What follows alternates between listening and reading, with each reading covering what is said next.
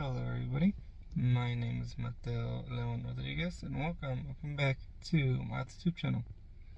So as you can see, we're not in my normal room, we're out in public, and that's because I am at my local book festival, that being the Las Vegas Book Festival. Yes, I am a Las Vegas based writer. And yeah, I thought it would just be a fun video to take you guys through my journey as I go through my first book festival in the Las Vegas area. So I hope you guys enjoy, and I'll probably talk about my experience after the video, but yeah, here we go. So as you guys can see, I was a little bit more quiet and a little bit more awkward in the intro. Probably because there was a bunch of cars coming and I did not want to be the person recording myself in the car. Before I get into my experience with it, let me go over what the Las Vegas Book Festival is all about. The Las Vegas Book Festival is an annual book festival hosted by the city of Las Vegas in the downtown area. It has a lot of sponsors like the Las Vegas Review Journal or Nevada Energy, so this is a free event. Now that's not to say you're not going to be spending any money, but I'll get back to that in a second. The event offers free activities for kids, I think even free books, and for the adults, besides the vendors, which we'll get into, there's also speakers that talked at this event at different tents. Now that I gave you some information about what the Las Vegas Book Festival is like, I'm going to take you through my journey step by step and kind of talk about things as they go on. Let's start with parking. So the Las Vegas area did offer some loops and everything, but for my purposes I decided to park in the city parking garage. The parking garage costs $5 a day for you to park there. From the city parking garage, it was about a 10 to 15 minute walk. And while you're walking, you could see different areas like City Hall and stuff like that. When I got there, I saw a line forming. And as the line was forming, I recorded this video of the tents.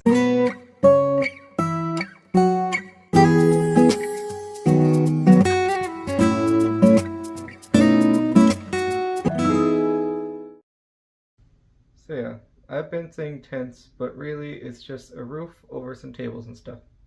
Which is still a good thing, don't get me wrong, because I mean, even in October, it's still about 80 degrees, so it can get hot, but at least the vendors and everyone else had shade. But yeah, when I got to the end of the line that I was in, I received this book bag, as well as this bookmark holder thingy. But yeah, I thought that was pretty cool. So yeah, after I grabbed my free stuff, I started exploring the whole book festival. Immediately to the left of where I got the free stuff though, there was food trucks. And also protesters. Here's a short clip of that. Like I said, short. It felt awkward trying to record in front of everybody.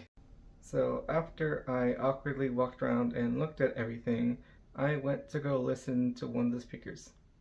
The first talk was all about finding community. It was moderated by Krista Diamond. This panel also included writer and translator Miriam Al-Amjadi. I tried my best to pronounce it correctly, but if I didn't still, then I am deeply sorry. This panel also included K.B. Brookins. Another author in this panel was Ataja Eisen. Last, but certainly not least, we have Isle McElroy. So yeah, I'm going to show you guys a short clip that I recorded and then talk about it afterwards. Or things like a reading, or things like an open mic, I'm like, can I just talk to one person while I'm here, right? So if someone goes up and reads a poem that I really like, going up to them and saying, I really like your poem, you know? And that matters. That has mattered to me so significantly. Like, when I am having a horrible day and I go and do a reading and I'm just like, fuck this reading, I don't even want to be here, or whatever. And then like somebody comes up to me afterwards and is like, I like that.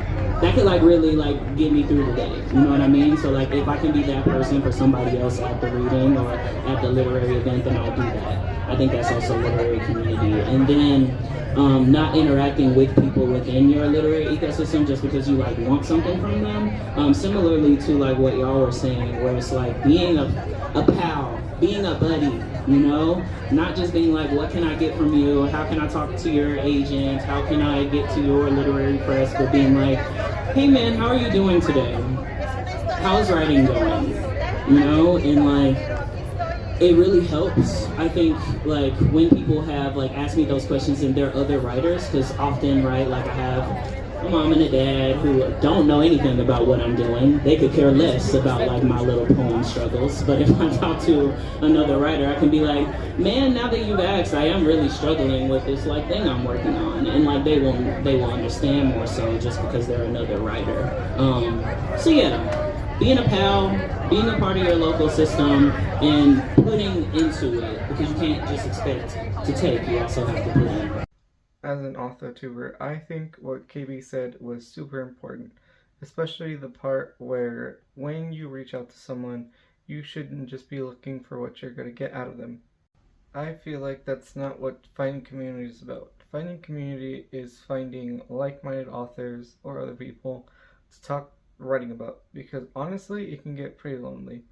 And I know you guys have probably experienced this before if you are authortubers, but when you upload a video and like no one comments on it, it could feel like maybe no one cares. So that's why whenever I go out and I search for other authortubers, I'll make sure to like comment something about the video, make sure it makes sense, make sure I'm not just posting some random comment with no context whatsoever. But yeah, I enjoy doing that because I know I enjoy getting my comments, so I want to spread that love to everyone else. And while I'm talking about community, I thought I would give a shout out to 2 other Vegas authortubers.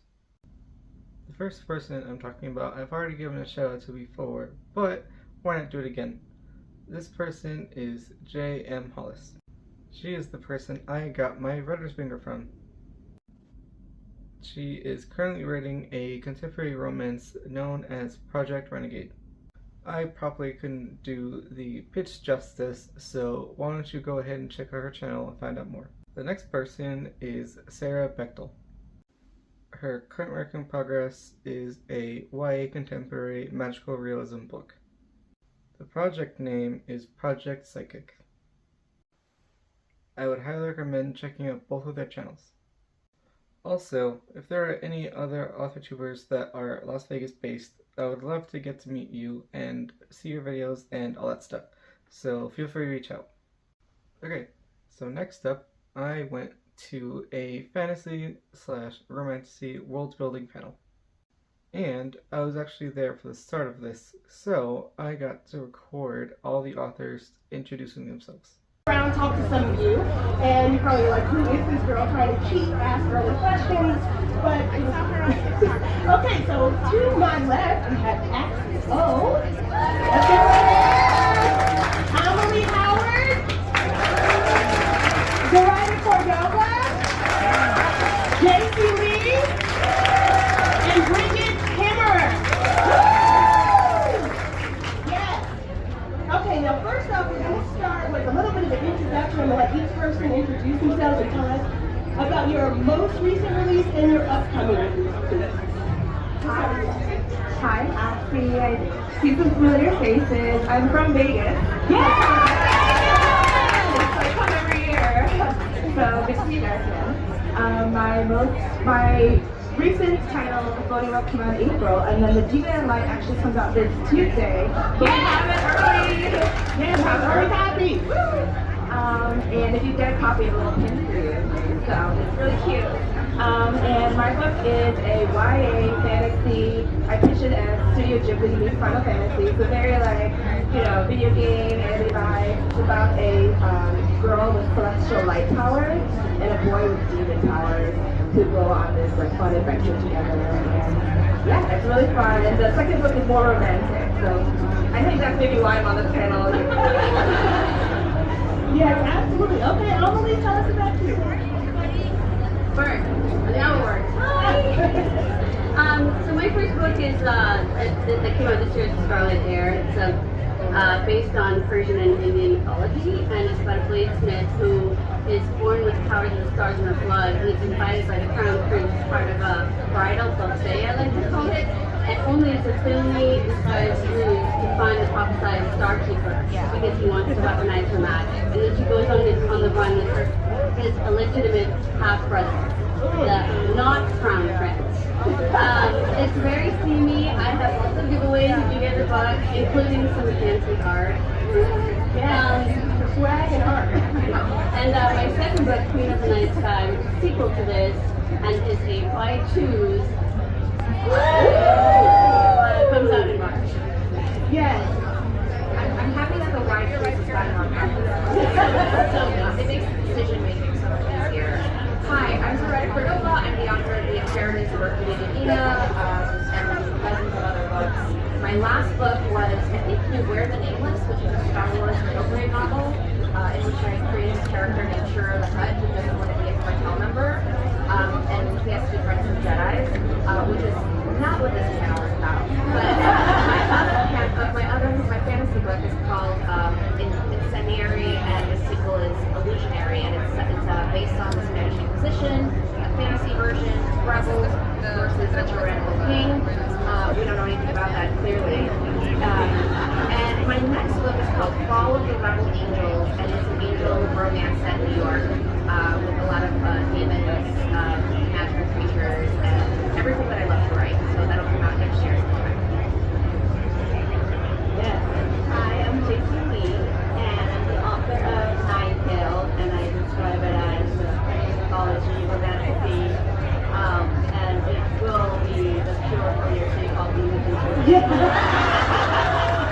Yes, I'm just letting you know. My latest release is book 2 of that series, where the Night Elf Moth Spirit has to face her past and her destiny and discover whether the power inside her is good or evil. And the last book, Lightbird, comes out in April. I mean, I intend this and I put it in there, but I don't feel too bad because this thing comes out in April. Yes. I'm also technologically efficient. Hi, I'm Bridget Kemmer. My most recent book is Warrior Princess Assassin, which is a polyamorous why-choose fantasy romance about a warrior, a princess, and an assassin. My next book that's coming out is going to be Spark and Fire Out of Fate, which is the third book in the Forging Silver trilogy, and that one comes out in January. Okay, so basically you got a lot of books that you need to buy before you leave this festival. I honestly didn't record more of it because it was a very popular panel and I had a lot of social anxiety, but from the bits and pieces that I picked up on, all these authors clearly think a lot about their world building and they all deserve the recognition for that. In the meantime, I checked out some vendors and also some local writing groups. So the first tent I walked up to was Epitome Press. This was a small company owned by a couple. Their author names are Jason P. Crawford and C.L. Fors. Jason mainly wrote fantasy, while C.L. Fors mainly wrote sci-fi. Interesting fact, their covers were made by them. And they are very good. They were even nice enough to give me these little bookmarks with information on the back of them. And there's also this one. So yeah, as you can see, the covers are absolutely amazing, and that's what drew my attention to them in the first place. But yeah, they were super nice to me, even as awkward as I was.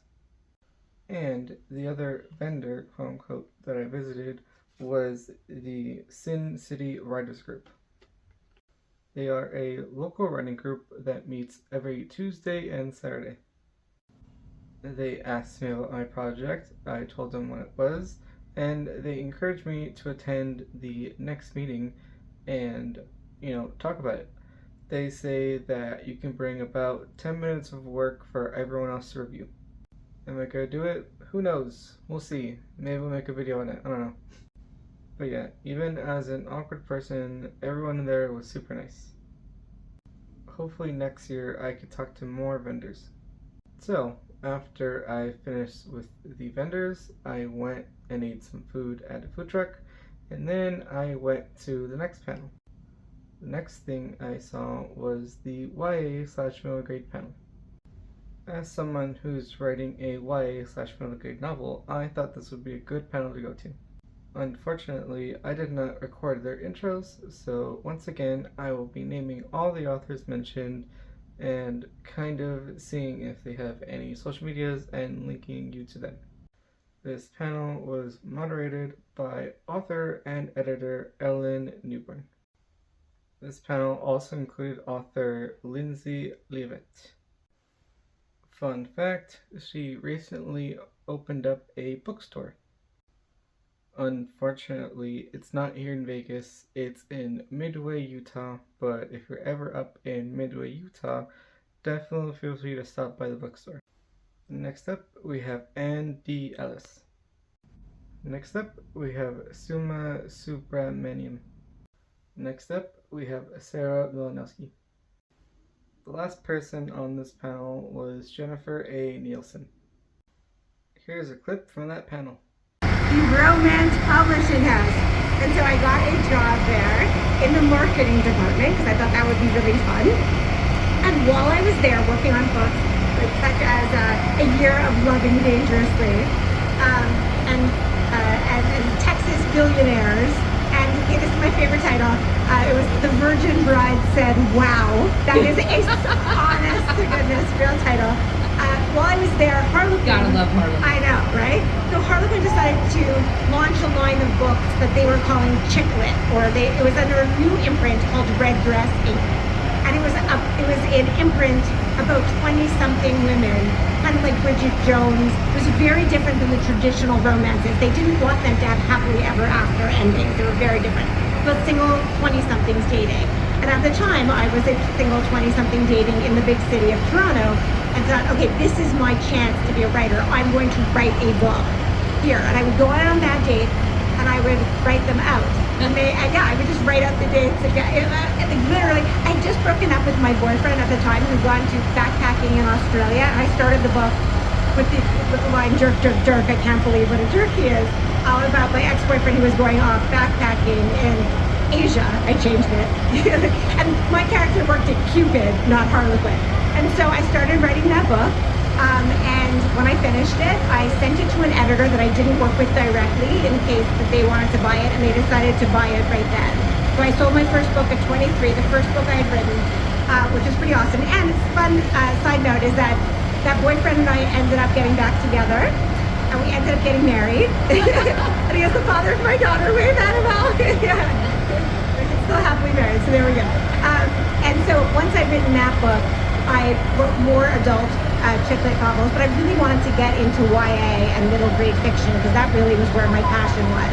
So once I was there, I got an agent, which was easier to do when you're working in publishing because you can ask around, and then I ended up selling other books to other publishers as well. So my advice to those of you who are young, or not even young, but who want to get into learn about books and get paid to be around books, is to look at jobs in publishing too. Then you get to be around it, you get to meet people, you get to learn the craft of marketing for books, and you also get to pay the bills while you're writing your novel. Sarah, you're the Taylor Swift of middle grade. You wrote your ex into your pages. That's awesome.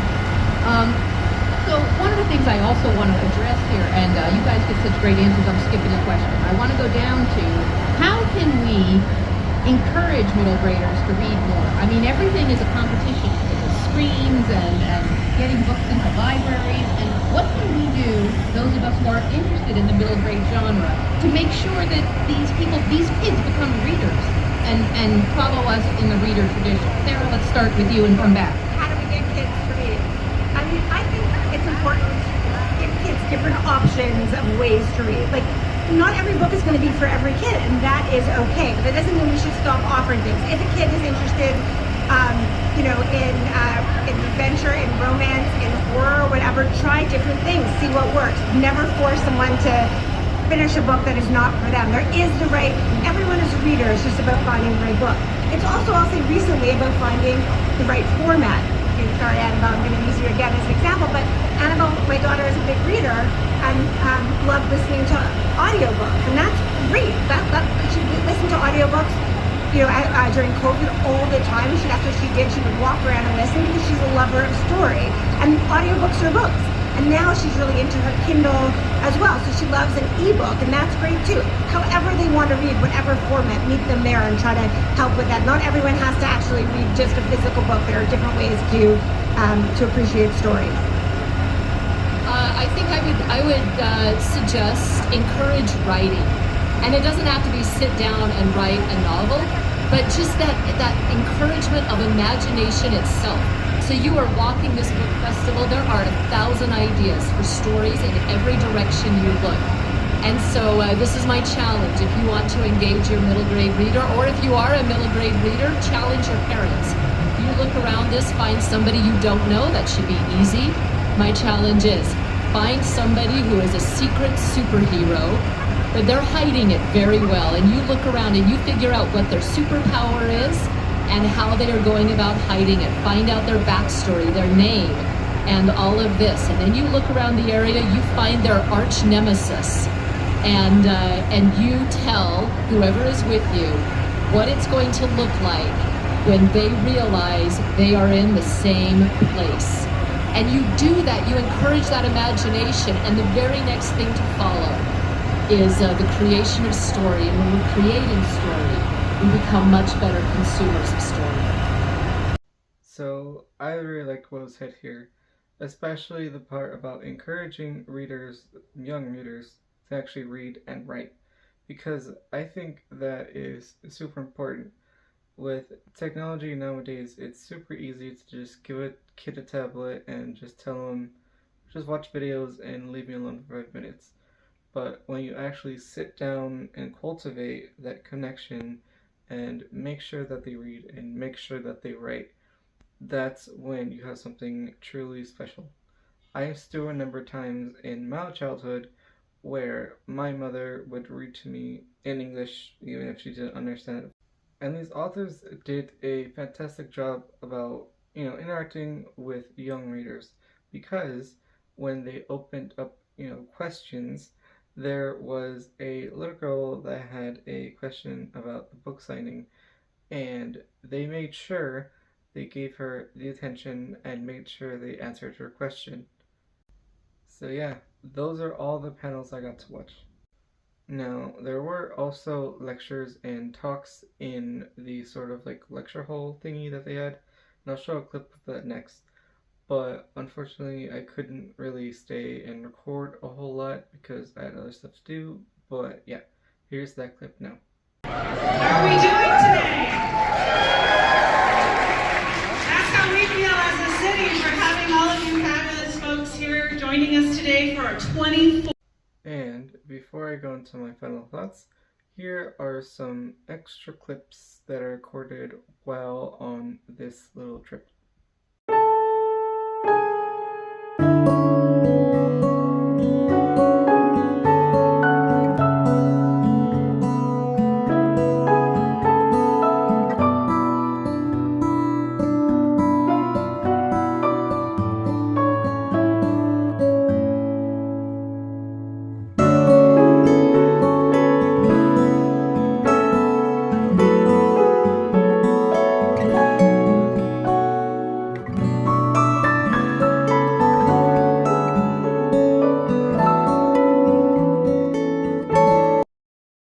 Okay, I know this has been a long video, but let's just get into my final thoughts. Overall, I would say I really enjoyed this experience.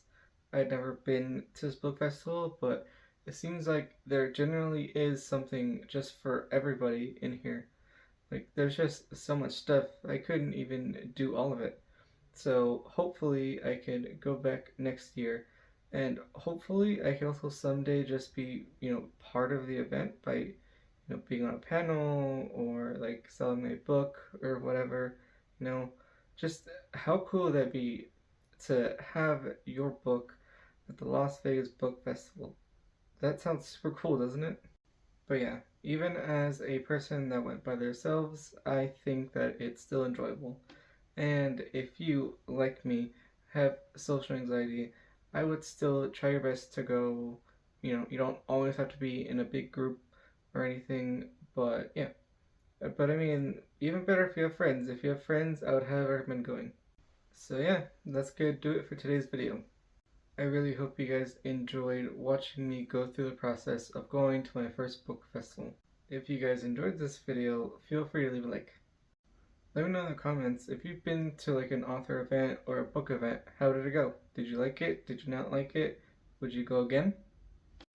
And if you guys want to see me finish my first draft of my current work in progress and hopefully someday sell my book at the Las Vegas Book Festival, then make sure to subscribe.